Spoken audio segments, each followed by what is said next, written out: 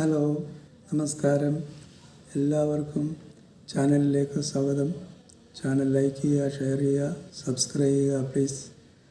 ഇന്നത്തെ വിഷയം സർജറിയും അനസ്തീഷ്യയും സംബന്ധിച്ചുള്ള ചില വസ്തുതകളെക്കുറിച്ചാണ്. സുശ്രുതാചാര്യൻ ശസ്ത്രക്രിയയുടെ പിതാവ് എന്നറിയപ്പെടുന്നു.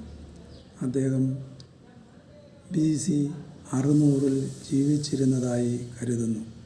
സുശ്രുതാചാര്യനും അദ്ദേഹത്തിൻ്റെ ശിഷ്യന്മാരും പൗരാണിക ഭാരതത്തിൽ ഒട്ടനവധി ശസ്ത്രക്രിയകൾ ചെയ്തിരുന്നതായി സുശ്രുത സംഹിത തുടങ്ങിയ ഗ്രന്ഥങ്ങളിൽ കാണാൻ കഴിയും.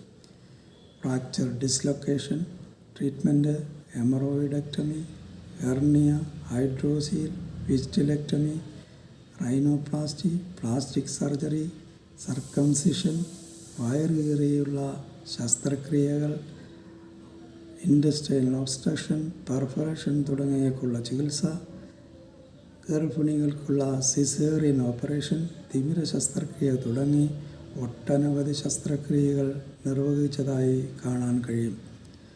അനസ്തീഷ്യയ്ക്കായി മദ്യവും അമ്മോനിയ തുടങ്ങിയ ഔഷധങ്ങളും ഉപയോഗിച്ചിരുന്നു. ഇന്നത്തെ അനസ്തീഷ്യയുടെയും സർജറിയുടെയും തുടക്കം ഇതായിരിക്കണം. ഇത് കഴിഞ്ഞ് ലോകത്തിൻ്റെ വിവിധ ഭാഗങ്ങളിൽ നിന്നും ഈ ശാഖയിലെ വിജ്ഞാന വിസ്ഫോടനത്തിൻ്റെ വേലിയേറ്റം കാരണം ഇന്നത്തെ നിലയിലുള്ള മോഡേൺ സർജറിയും അനസ്തീഷ്യയും നിലവിൽ വന്നു. സർജറിയും അനസ്തീഷ്യയും ഇന്നത്തെ നിലയിൽ വികസിപ്പിച്ചെടുത്തതിൽ ഭാരതത്തിലെ സുശ്രുതാചാര്യനും അദ്ദേഹത്തിൻ്റെ ശിഷ്യന്മാർക്കും വലിയ പങ്കാണുള്ളത്. ഇന്ന് നാം കാണുന്ന സർജറിയും അനസ്തീഷ്യയും പുരാതന ശസ്ത്രക്രിയയുടെ തുടർച്ചയും പരിഷ്കരിച്ച പതിപ്പും കൂട്ടിച്ചേർക്കലുകളും ആണെന്ന് പറയുന്നതിൽ തെറ്റുണ്ടെന്ന് തോന്നുന്നില്ല. രാജ്യത്തിൻ്റെ പൊതുസ്വത്തായ ശാസ്ത്രം ഒരു പ്രത്യേക സമൂഹത്തിൻ്റെയോ വകുപ്പിൻ്റെയോ കുത്തകയായി കാണാൻ കഴിയില്ല. ഇങ്ങനെ കാലാകാലങ്ങളിൽ ഉണ്ടായ തിരുത്തലുകളും കൂട്ടിച്ചേർക്കലുകളുടെയും ഫലമായുണ്ടായ മോഡേൺ സർജറിയും അനസ്തീഷ്യയും ഒന്നേയുള്ളൂ. അത് ഏകമാണ്. ആയുർവേദ സർജറിയെന്നോ അലോപ്പതി സർജറിയെന്നോ ഒന്നില്ല. ആയുർവേദ സർജറിയും അനസ്തീഷ്യയും മോഡേൺ സർജറിയിൽ അന്തർലീനമായിരിക്കുന്നു എന്ന് പറയുന്നതിൽ ആർക്കും ആശങ്ക വേണ്ട. മനുഷ്യൻ്റെ അന്തർഭാഗം കാണാനും ക്വാണ്ടിറ്റി അളക്കാനും ഗർഭത്തിൻ്റെ ക്രമാനുഗതമായ വളർച്ചയെ ചിത്രീകരിക്കാനും ടെലിപ്പതി പോലെ വേഗത്തിൽ ഇൻഫർമേഷൻ പാസ് ചെയ്യുവാനും ഉള്ള ടെക്നോളജി അന്ന് ഉപയോഗിച്ചിരുന്നു എന്ന് നമുക്ക് കാണുവാൻ കഴിയും.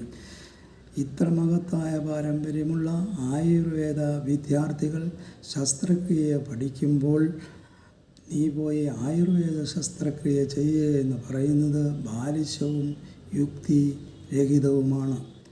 ആന മെലിഞ്ഞാൽ തൊഴുത്തിൽ കെട്ടുമോ എന്ന പഴഞ്ചൊല്ല് ഈ തരുണത്തിൽ ഞാൻ ഓർത്തുപോകുന്നു. നമ്മൾ ശിലായുഗത്തിലൂടെ കടന്നു വന്നത് ആയതുകൊണ്ട്